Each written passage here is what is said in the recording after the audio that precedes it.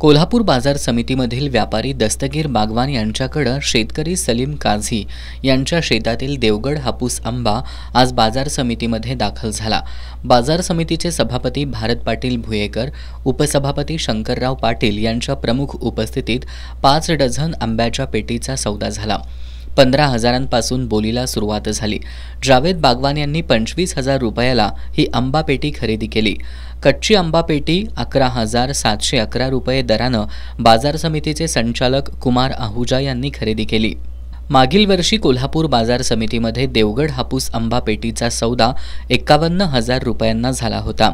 यावेळी बाजार समितीचे सभापती भारत पाटील भुयेकर यांनी कोकणातील आंबा म्हणून कर्नाटकातील आंबा विक्री करत ग्राहकांची फसवणूक करण्याचे प्रकार घडणार नाहीत, यासाठी बाजार समिती दक्षता घेईल असं सांगितलं।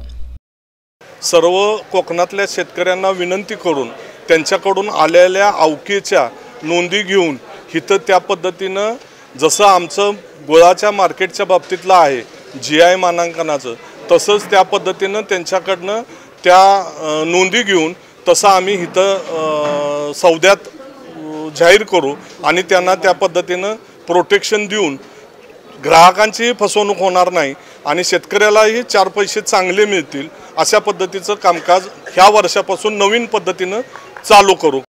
आंबा सौद्यावेळी बाजार समितीच्या संचालकांसह सचिव जयंत पाटील, उपसचिव शंकरराव पाटील तसंच व्यापारी उपस्थित होते।